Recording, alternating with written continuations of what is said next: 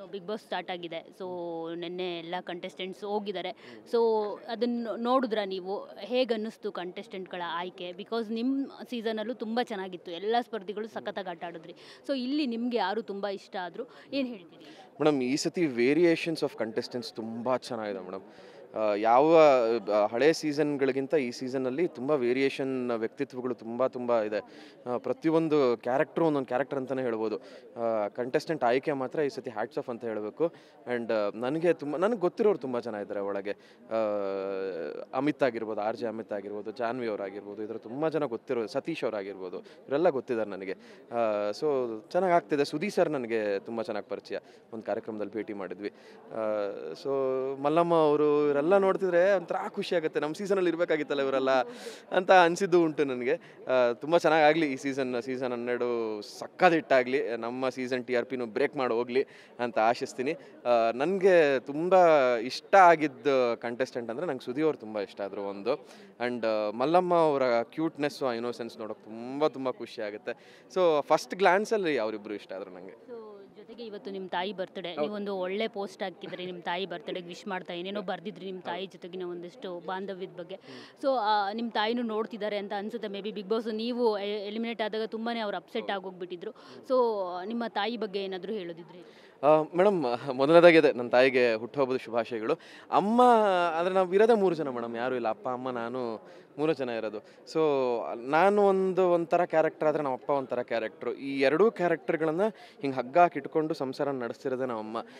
ನಾನು ಅಲ್ಲೇ ಬರೆದಿದ್ದೆ, ನಾನು ಏನಾದರೂ ಚಿಕ್ಕ ವಯಸ್ಸಲ್ಲಿ ಏನಾದರೂ ತಪ್ಪು ಮಾಡಿದಾಗ ಬೈದ್ಬಿಟ್ಟು ಅವರೇ ಅದನ್ನು ರಿಗ್ರೆಟ್ ಮಾಡ್ಕೊಂಡು ಕೊರಗೋವಂಥ ಜೀವ ಅದು.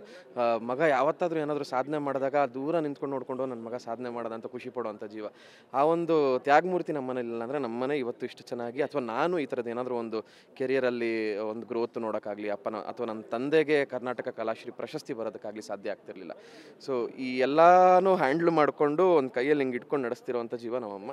So I am very fortunate to have her in my life. Bigg Boss ನಿಮ್ಮ ಲೈಫ್ನ ಎಷ್ಟು ಚೇಂಜ್ ಮಾಡಿದೆ ಅಂತ? ತುಂಬ ದೊಡ್ಡ ಮಟ್ಟದಲ್ಲಿ ಚೇಂಜ್ ಮಾಡಿದೆ ಮೇಡಮ್. ಅವಕಾಶಗಳ ಬಾಗಿಲು ತುಂಬ ತೆರೆದಿದೆ. ಆ್ಯಂಡ್ ಹಣಕಾಸಿನ ವಿಚಾರದಲ್ಲಿ ತುಂಬ ಸ್ಟೇಬಲ್ ಆಗಿದ್ದೀನಿ.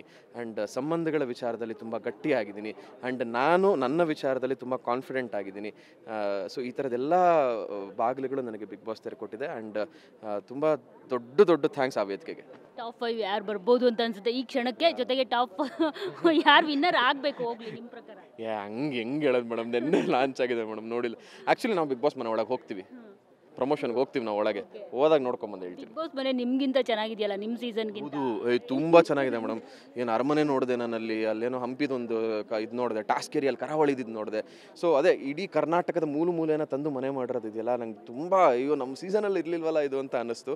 ಆ್ಯಂಡ್ ಸ್ಟೇಜ್ ಕೂಡ ತುಂಬ ಚೆನ್ನಾಗಿದೆ. ಸುದೀಪ್ ಸರ್ ಸ್ಟೇಜ್ ಕೂಡ ಅದ್ಭುತವಾಗಿದೆ. ನಾವು ಪರ್ಫಾರ್ಮ್ ಮಾಡಿದ್ವಿ, ನೀವು ನೋಡ್ಬೇಕು, ನೆಕ್ಸ್ಟ್ ವೀಕ್ ಬರುತ್ತೆ ಅದು. ಹೌದು. ಸೊ ತುಂಬ ಅದ್ಭುತವಾಗಿದೆ ಈ ಸೀಸನ್ ಅಂತೂ. ಫುಲ್ ಕಲರ್ಫುಲ್, ಕಂಟೆಸ್ಟೆಂಟ್ಸಿಂದ ಹಿಡಿದು ಮನೆಯಿಂದ ಹಿಡಿದು ಫುಲ್ ಕಲರ್ಫುಲ್ ಆಗಿದೆ. ಆಲ್ ದಿ ಬೆಸ್ಟ್ ಇದೆ.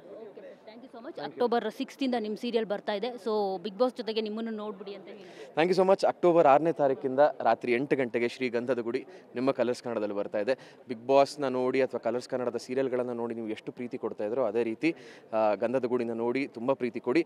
ಅದ್ರ ಜೊತೆಗೆ 9:30ಗೆ ಬಿಗ್ ಬಾಸ್ ಬಂದೇ ಬರುತ್ತೆ, ಅದನ್ನು ನೋಡಿ ಪ್ರೀತಿ ಕೊಡಿ. Thank you so much. Thank you madam. Thank you. So ನೋಡಿದ್ರಲ್ಲ, ಇದಿಷ್ಟು ಶಿಶಿರ್ ಅವರ ಮಾತು. ಕ್ಯಾಮ್ರಾ ಪರ್ಸನ್ ಸಂದೇಶ್ ಜೊತೆ ಮಂಗಳರಾಜ್ ಗೋಪಾಲ್, TV9 ಬೆಂಗಳೂರು.